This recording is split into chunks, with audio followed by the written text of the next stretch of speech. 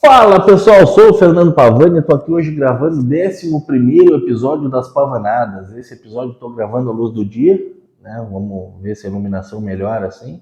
O meu cenário já desandou, aqueles ímãs que eu tinha colocado ali nos quadros já caíram, não há Cristo que os faça ficarem ali, né? Mas nesse episódio de hoje eu quero falar sobre um tema que surgiu. Semana passada eu fiz uma live, entrei de repente ao vivo, né? Não sei, umas 9 horas da noite, 10 horas estava entrando ao vivo e foi bem legal. A gente conversou durante quase 2 horas e meia. Entre essas quase 2 horas e meia, 2 horas e 20, vocês me ouviram. O resto caiu o microfone e eu só parei quando o Germano, que foi muito xingado e por sorte ele não ouviu, me ligou, né? E claro, ele me ligou e eu já percebi que tinha algo errado, que o Germano estava na live. E a gente teve uma audiência bem legal, foram 170 pessoas que entraram na live, saíram, mas a gente manteve uma média de 18, 15, 20 pessoas o tempo inteiro, muita gente interagindo. E dentre essa interação surgiu uma ideia sensacional, que foi a de fazer umas pavanadas sobre as tribos automotivas, né? E sobre as tribos automotivas, eu não quis deixar esse tema para depois, a gente tem muita coisa em mente ainda, né? A gente sou eu, porque quem está gravando aqui sou eu e a câmera só, né? A gente não tem roteiro nem nada. Então eu escrevi umas tribos aqui, pedi algumas sugestões no meu Instagram, pedi ontem à noite, o pessoal confundiu também. Alguém achou que era para falar mal do carro, mas é para falar mal das tribos. Mas não tem problema, né? Disso aí a gente conseguiu tirar um suquinho, então nós vamos começar já pesando bem, vamos falar do Hercules. Cara, os fusqueiros, eles se dividem entre aquela turma que não tem uma alta condição financeira, né? E a turma que tem uma boa condição financeira. Essa turma que tem uma boa condição financeira é muito chata, que é a roda do carro datado do ano, Zé Frizinho ao extremo. E tudo bem ser Zé Frizinho ao extremo, mas eles veem um carro anunciado com preço módico e querem fazer desse carro uma raridade, querem exigir que aquele carro seja uma raridade, né? E eles acreditam que, ao ver aquele carro anunciado, eles ganharam na loteria, né? Como se o Fusca de 30 fosse valer 60, apenas por estar nas mãos deles. E tem também, né, dentro dessa classe dos fusqueiros e da Kombi também, tem um cara que assimilou que o carro dele não é bom e dali ele faz de tudo para piorar o carro. Ele passa a lixadeira, ele deixa o carro apodrecer, ele soca o carro no chão sem critério algum, coloca umas rodas horrorosas. E como se nada disso bastasse, ele enche o teto do carro de engradado de Pepsi antiga e de triciclo e mala velha, como se aquilo fosse compor um visual bacana. Então esses são os fusqueiros, né? Os fusqueiros se dividem entre o 8 e o 80. O cara que quer o carro beirando a perfeição e o cara que quer o carro beirando a podridão. Dos fusqueiros a gente vai avançar um pouco, vai para os apezeiros, que é uma raça de iludidos também, né? Os apezeiros, no modo geral, eles veem o potencial de preparação que o Volkswagen AP tem. Vê aquele pessoal que gastou rios de dinheiro para deixar o carro fazendo um tempo bom em 800 metros, andando junto com um carro importado que custa menos do que o investimento que eles fizeram no carro dele. E aí eles cravam um boné de aba reta na cabeça, deitam no banco, seguram na direção que nem uma velha, assim, e saem achando que eles têm um carro com potencial para 1.000 cavalos ali, só que o carro deles não tem potencial de andar mais 4.000 quilômetros sem trincar o túnel ali, né? Então, hoje em dia os apezeiros estão assim, ou se dividiram entre quem prepara o carro, quem investe forte para essa preparação, ou no cara que fica iludido achando que o carro dele um dia vai ser um desses carros. Ele não faz por onde também, né? Acaba sempre piorando o carro. Eu vou falar dos opaleiros, eu sou opaleiro, me considero opaleiro. Me lembro que o meu amigo Miguel Gazali ficava brabo quando chamavam ele de opaleiro, embora o Miguel tivesse alguns opalas. Ele ficava bravo que ele dizia: o palheiro para mim é o cara que soca o carro no chão, que mete saco de lixo nos vidros e coloca roda grande, escape aberto. Esses são os opaleiros. Eu sou um opala maníaco, sou um opalista. né? Então, vamos fazer jus à memória do Miguel, vamos falar mal dos opaleiros, né? Os opaleiros, hoje em dia mudou muito isso, né? Antigamente, quando... E depois eu vou falar sobre esse antigamente, esse gancho do antigamente, ao falar dos dojeiros, né? Mas antigamente a gente tinha um Opala que tinha um único carro, o Opala era o único carro e às vezes não era em condições tão perfeitas, né? E hoje em dia isso mudou um pouco. Hoje em dia quem tem um Opala geralmente tem muito dinheiro, quem não tem muito dinheiro não tem um Opala bom e causa sempre essa falsa percepção de que o Opala do cara que não tem um carro muito bom acaba valendo muito dinheiro e que ele vai enriquecer as custas do carro. No entanto, os opaleiros eles têm uma característica que eles gastam 5, 6 mil em carburador, mais 4 mil no jogo de pneus, e ele não mede esforços para mencionar isso, e eu gastei 3 mil reais num par de farol CBA, e só a minha lanterna GM foi 4 mil reais o par. E aí quando tu organiza um evento de Opala, às vezes até como teve lá no Sambódromo, então tu organiza um evento de Opala, tu quer selecionar o público, tu quer evitar que o troço vire uma, enfim, que vire um carnaval, aí tu cobra uma entrada que é bem justa para tu recuperar os teus custos e tal. O cara fica fazendo boicote, né? O cara boicota aquilo, e, não, porque eu não vou para eles fazerem festa com o meu carro. Então o cara investiu ali alegados 20, 30 mil só para deixar o carro em ordem para o evento e ele não vai no encontro para não ter que pagar 50 reais. Nem os opaleiros, como eu sempre participo disso, eu sei que tem também a tribo dos opaleiros que andam de Opala 4 cilindros. E aí, Bonardi, um abraço, né? E os caras que andam de Opala 4 cilindros são muito chatos. Assim como os que tem o Opala 6 cilindros também, que acham que só os 6 cilindros presta, né? Mas os caras que tem o Opala 4 cilindros, eles são muito chatos, porque eles dizem, eu ando com o meu carro, os 6 cilindros estão parados na garagem e o meu 4 cilindros está andando, como se fosse um grande mérito isso.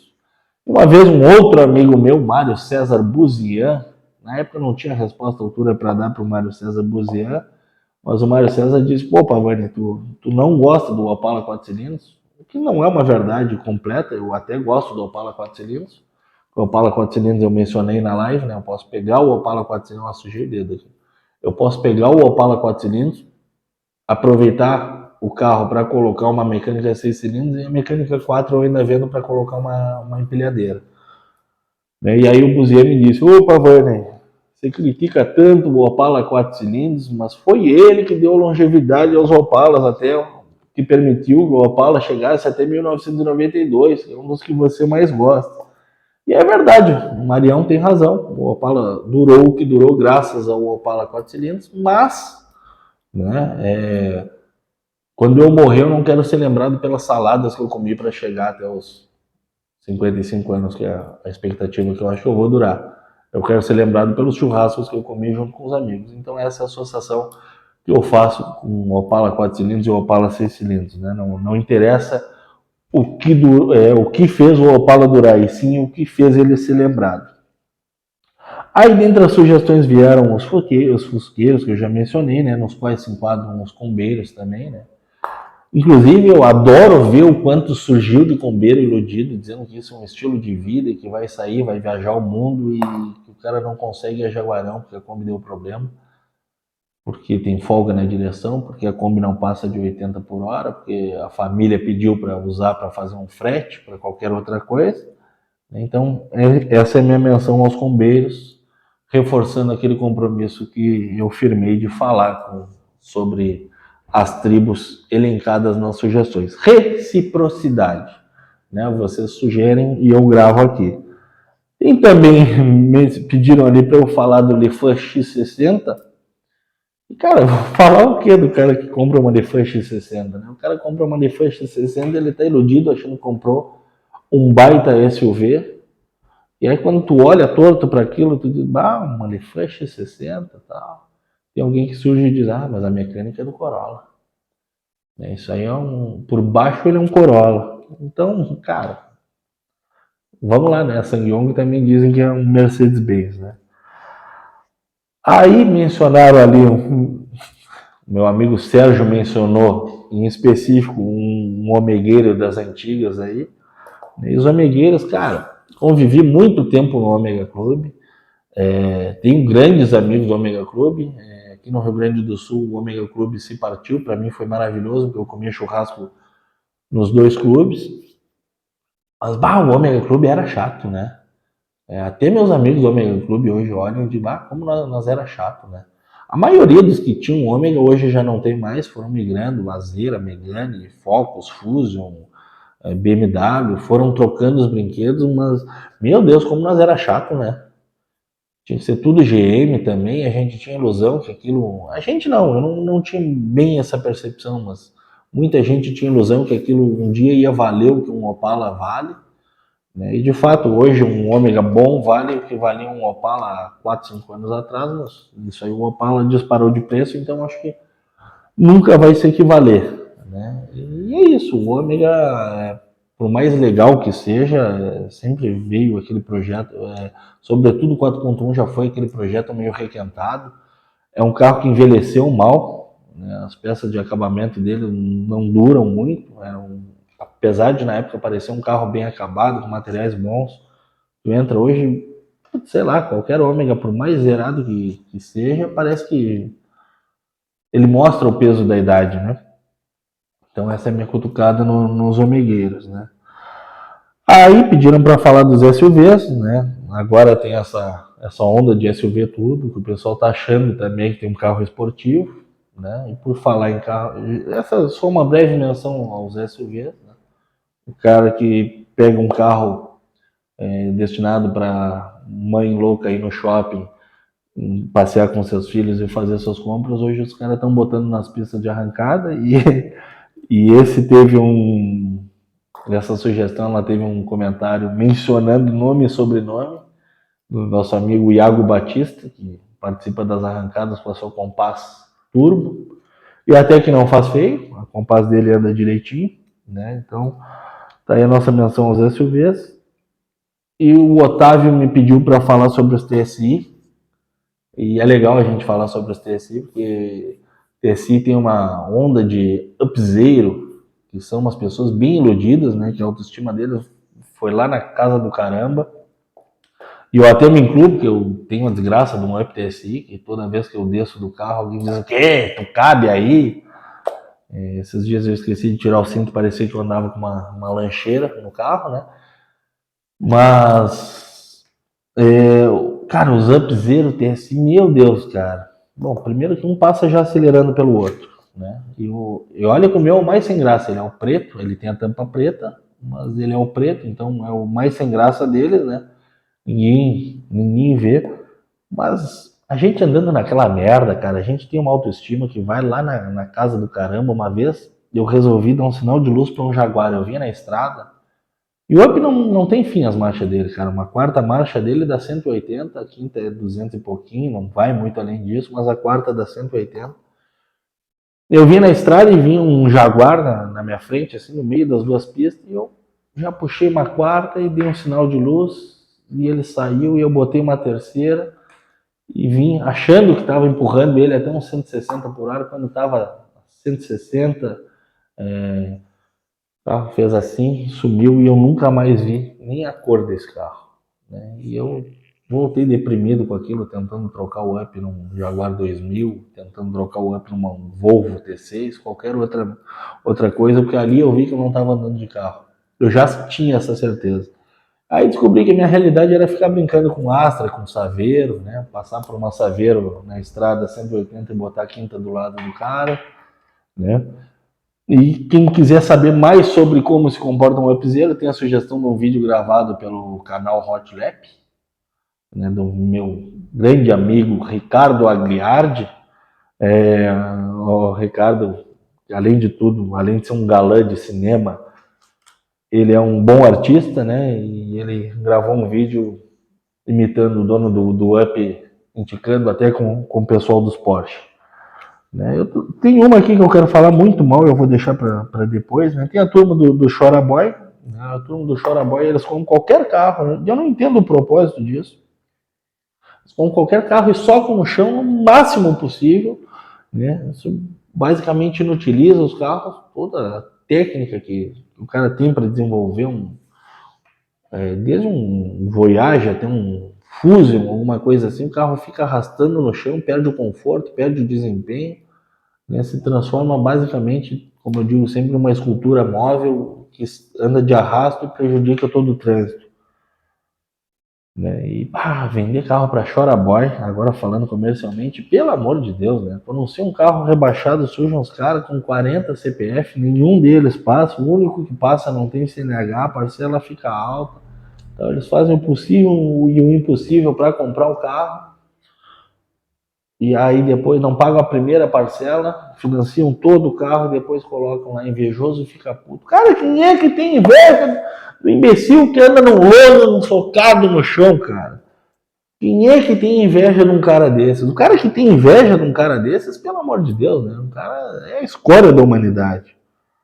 Né? Mas é isso aí. Tem um cara que acha que todo mundo tem inveja dele. Tem também os caras que andam de Fiat Marea. Foi mencionado ali o Fiat Brava, né? Mas, cara, o que eu vou mencionar sobre o Fiat Brava? O Fiat Brava, ele não teve nenhum potencial para ser marcante como um Palio, nem para ser mal visto como um Maré, né? O Brava fica no limbo. Pelo menos o Maré a gente se ferrava com gosto, né?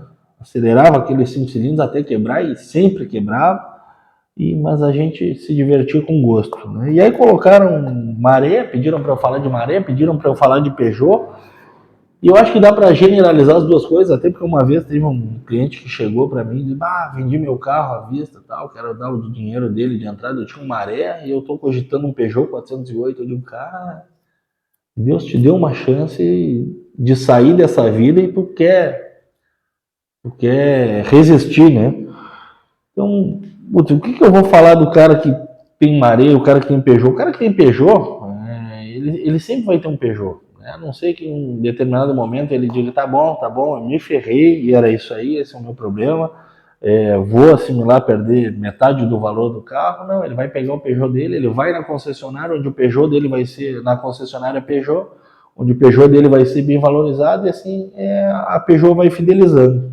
O cara vai trocando de carro dentro da garantia, porque é o único lugar onde o carro dele é bem recebido. E o pessoal do Maré, o pessoal do Peugeot, eles têm uma coisa em comum que eles dizem: o problema do Peugeot, o problema do Maré não é o carro. O carro é bom, mas é que o brasileiro não sabe cuidar no cu de vocês, cara. O brasileiro que não cuidou o Peugeot, que não cuida a Honda, não cuida a Toyota, não cuida a Vectra, não cuida a Santana, não cuidou Maré. E aí tá todo mundo andando aí, mas o Maré e o Peugeot que são os injustiçados, né? Como diz um outro amigo meu, Léo Contesini, estou mencionando todo mundo aí, azar.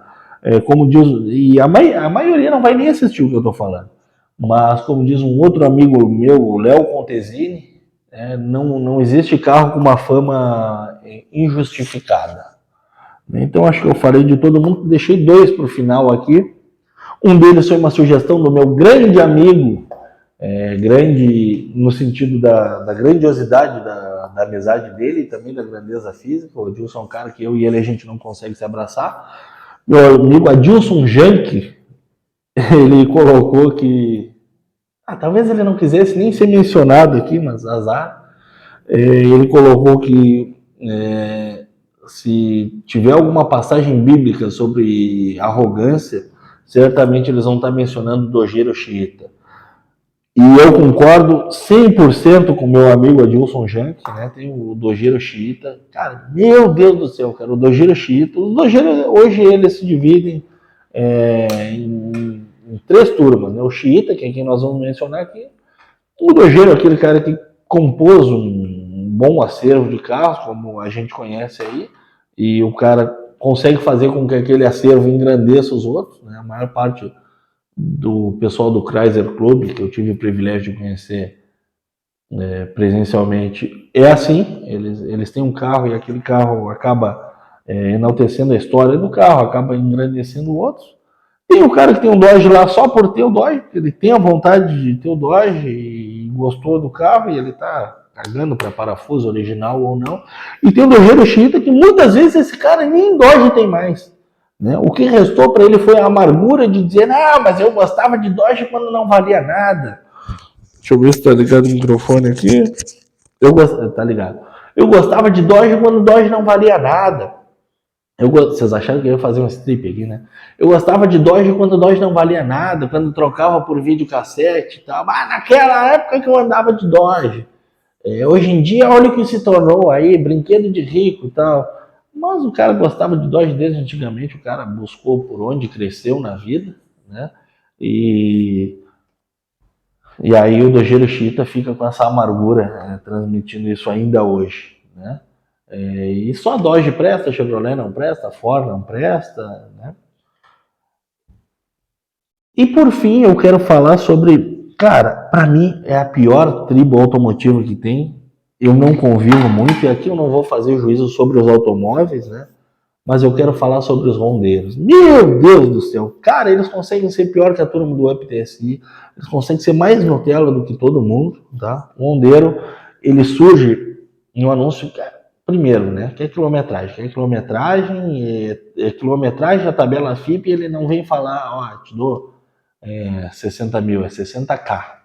O cara tem preguiça de digitar 1000 ali, né? Então tu fica achando que ele tá botando 60 quilates no carro. E cara, meu Deus, que gente chata é o Mondeo, né?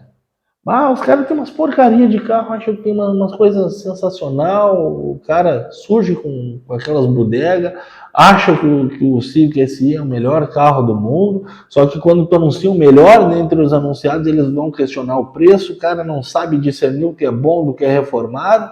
No entanto, eles criam uma página para mencionar qual é o carro que já foi batido, qual é o carro que não tem procedência. Os caras querem tudo ao mesmo tempo que não querem nada. Então, para mim, eles são a pior das tribos aqui, né? É gente que de fato não entende nada de carro e foi iludida. Talvez desde o tempo dos Velozes e Furiosos eles foram iludidos. Logicamente, tem muita gente boa, aos quais sequer eu menciono aqui, tem muita gente que, como eu digo, que a própria existência dessas pessoas, até a questão dessas pessoas possuir alguns desses carros, ela acaba acrescentando e agregando a história dos carros. Mas é isso, basicamente. Isso aqui é muito mais legal a gente falar ao vivo, né? E o pessoal ir comentando e ir surgindo, mas tá aí, lá se vão 20 e tantos minutos de vídeo falando sobre as tribos automotivas. Vai ter muito pano para manga esse assunto futuramente. Eu ainda quero falar sobre os maus rachadores também, né? Tem muita gente que corre de carro aí na rua e que nem sempre tem uma carreira de êxitos e que ele sempre surge por... Mas isso aí é assunto para outro vídeo, tá? Então agradeço a audiência de vocês nesse 11º episódio das Pavanadas. Obrigado aí quem assistiu até o final, quem assistiu somente o início, também o meu muito obrigado, mas ele não vai perceber o quão grato eu sou a eles. Valeu, gente!